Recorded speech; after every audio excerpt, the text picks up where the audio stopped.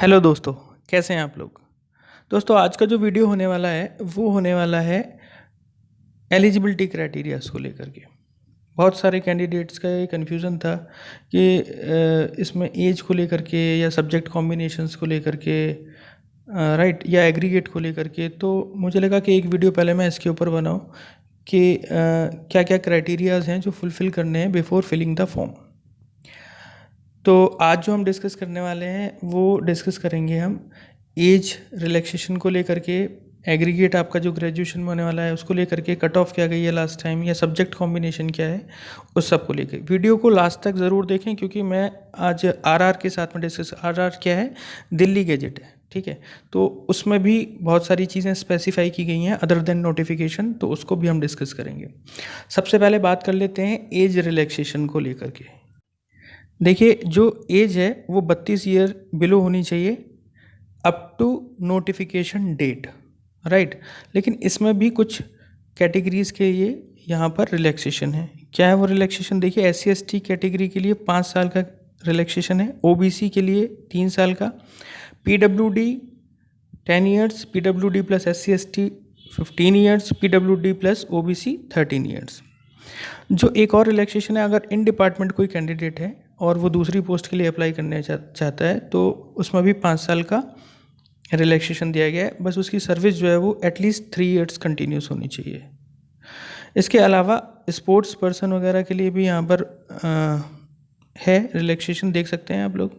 ये 12 नंबर पे मिलेगा आपको, ठीक है। जो आपका एडवर्टाइजमेंट है 02/21, उसमें 12th जो पेज है वहाँ पे एज रिलैक्सेशन का पूरा एक चार्ट दिया गया है, उसे आप देख सकते हैं। विडो वीमेन या डिवोर्स्ड वीमेन के लिए भी यहाँ अप टू 35 ईयर्स तक का रिलैक्सेशन है, वो भी 3 साल का रिलैक्सेशन हो गया है। और यहाँ पे 40 ईयर्स तक भर सकते हैं SC/ST और 38 ईयर्स तक भर सकते हैं OBC वाली कैंडिडेट्स, ठीक है। अब बात कर लेते हैं एग्रीगेट को लेकर के। देखिए, यहाँ एग्रीगेट को लेकर के कन्फ्यूज़न नहीं होना चाहिए। यहाँ क्लियरली मैंशनड है कि बैचलर डिग्री के अंदर आपके 45% मार्क्स होने चाहिए इन एग्रीगेट, तो आप एलिजिबल हैं।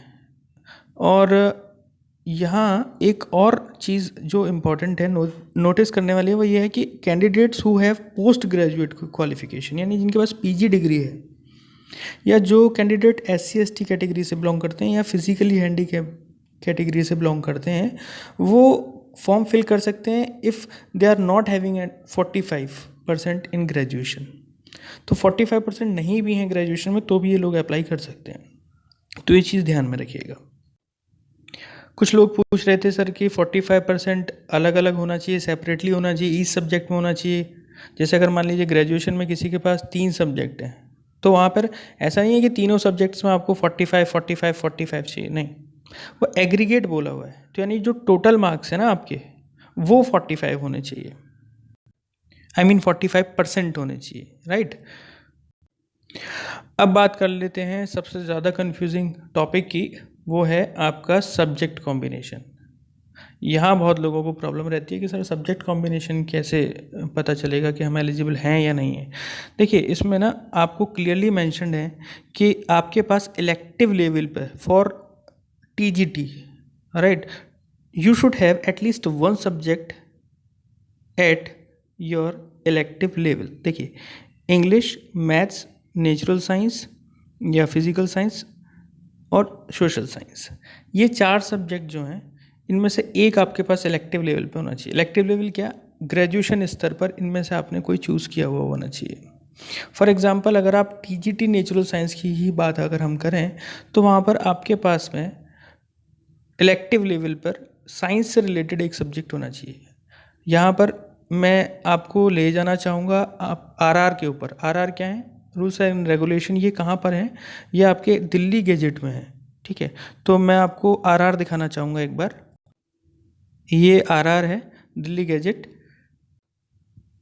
ये अभी तक किसी भी वीडियो में आपको RR के थ्रू नहीं बताया होगा, लेकिन मैं यहाँ कोशिश करता हूँ बताने की। देखिए, main subject for TGT natural science, यहाँ ध्यान दीजिएगा, ये तो 45% वाली तो बात हम कर चुके हैं। TGT नेचुरल साइंस के लिए मेन सब्जेक्ट जो होना चाहिए वो physics, either chemistry, biology, botany और जूलॉजी। ये आपके मेन सब्जेक्ट्स होने चाहिए इलेक्टिव लेवल पर। ये मैं आपसे डिस्कस कर चुका हूँ, रिक्वायरमेंट 45% की है और किसको रिलैक्सेशन है, ये कैटेगरीज रिलैक्सेशन में आती हैं, आप ये देख सकते हैं। इसमें एक नॉलेजेबल या वर्किंग नॉलेज ऑफ हिंदी जो है ये इंपॉर्टेंट है।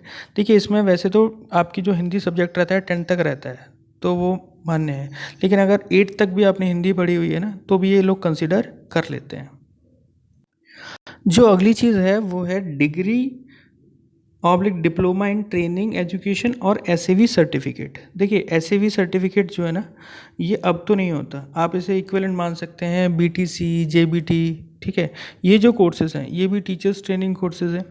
एलिमेंट्री एजुकेशन जैसे डीएलएड हो गया, बीटीसी का नाम यूपी के कैंडिडेट्स के लिए बताऊं तो DElEd diploma in elementary education, तो इसमें लिखा हुआ है कि diploma in training education eligible है, यानी कि बहुत सारे कैंडिडेट्स इसमें बोल सकते हैं कि सर बीटीसी वाले पर्सन्स एलिजिबल हुए। बिल्कुल, इस नोटिफिकेशन को पढ़ कर के यही मालूम होता है कि जो बीटीसी वाले कैंडिडेट्स हैं या जो जेबीटी वाले कैंडिडेट्स हैं वो इसको भर सकते हैं। देखिए बीटीसी जो है यूपी में कराया जाता है या डीएलएड अब उसका नाम हो गया, वो ग्रेजुएशन के बाद ही होता है, 2 साल का कोर्स है या डिप्लोमा है। तो इस वाले आर्टिकल को पढ़ के लगेगा कि वो लोग एलिजिबल हैं। इसी चीज़ को लेकर के बहुत सारे लोगों ने कोर्ट वगैरह में अपनी रिट्स लगाई, लेकिन जो वहाँ का जो रिज़ल्ट आया है वो मैं आपको एक बार दिखा देता हूँ। वहाँ की वो जो वर्डिक्ट है वो एक बार दिखा देता हूँ आप लोगों को। वो ये है, देखिए ये 17 का है, 3 अप्रैल 2017 का एक जो नोटिफिकेशन है वो ये मैं दिखाने आपको चाहूँगा।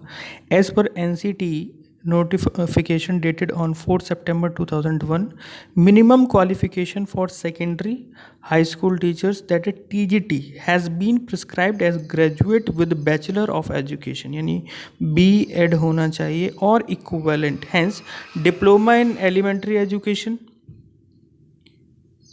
teachers training from DIET is not eligible for the post of TGT or TGT miscellaneous as they are appointed to teach from 6 to 10.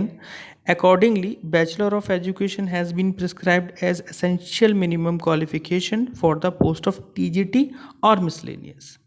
तो यहाँ से आप लोगों को क्लियर हो गया होगा कि जो बीटीसी वाले कैंडिडेट्स हैं वो क्यों एलिजिबल नहीं है अकॉर्डिंग टू मी, लेकिन फिर भी 100 रुपीज़ का देखो यार फॉर्म है, तो अगर आपने सीटेट पेपर 2 क्लियर किया हुआ है बीटीसी करने के साथ साथ, पेपर 2 आप जानते हैं 6 to 8 के लिए होता है, तो सीटेट अगर आपने क्लियर किया हुआ है प्लस आपका बीटीसी है और ग्रेजुएशन तो आपका है ही, तो भी आप एक बारी को फॉर्म भर दें, क्योंकि यू नेवर नो, 100 रुपीज़ की बात है। तो रिस्क इस चक्कर में मुझे नहीं लगता कि कोई भी कैंडिडेट ऐसा होगा जो इस फॉर्म को नहीं भरेगा केवल ये सोच करके कि हम एलिजिबल नहीं है। देखिए फॉर्म डालने में कुछ भी परेशानी नहीं है, आप फॉर्म ज़रूर फिल कर दीजिए।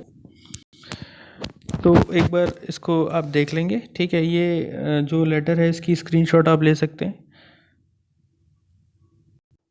वापस आते हैं गैजेट पे, तो यहाँ वर्किंग नॉलेज ऑफ हिंदी मैंने जैसा बताया आपको 8 तक अगर आपके पास हिंदी है तो वो कंसिडर कर लेते हैं। बात करें अगर सब्जेक्ट कॉम्बिनेशंस की, तो आप देखिए यहाँ पर सबसे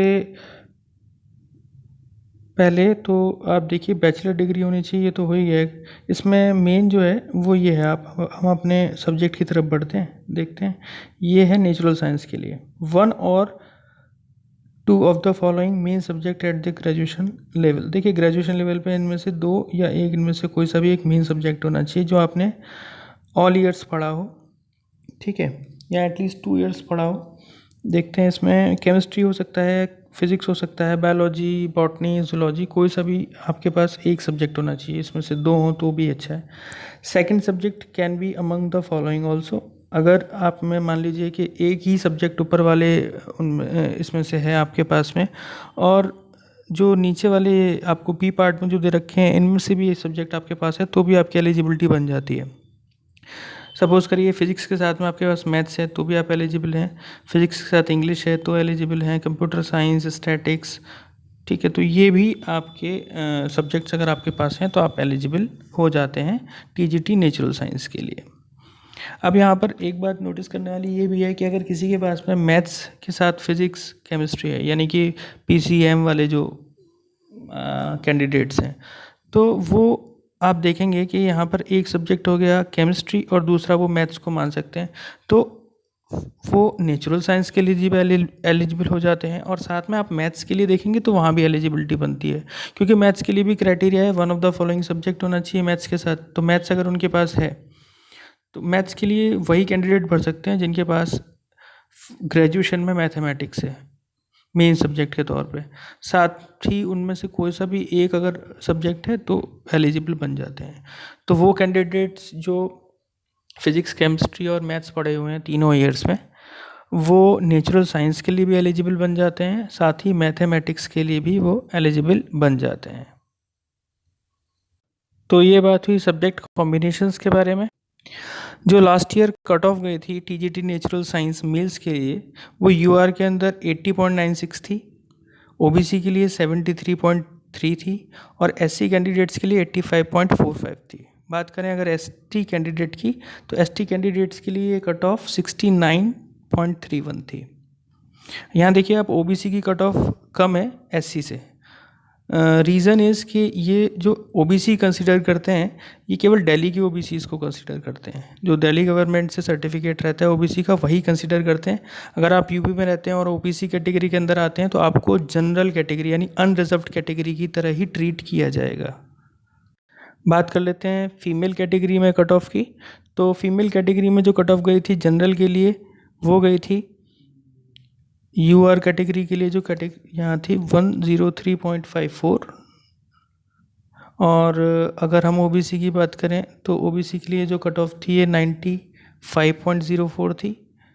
ये फीमेल कैंडिडेट्स की बात हो रही है। एससी कैटेगरीज़ के लिए ये 88.15 थी और एसटी कैटेगरी के लिए ये 70% जो है ये गए थे ना। तो ये आप ध्यान रखेंगे। इसके अलावा जो अलग अलग कैटेगरीज़ हैं उसमें क्वालिफाइंग क्राइटेरिया भी अलग अलग होने वाला है।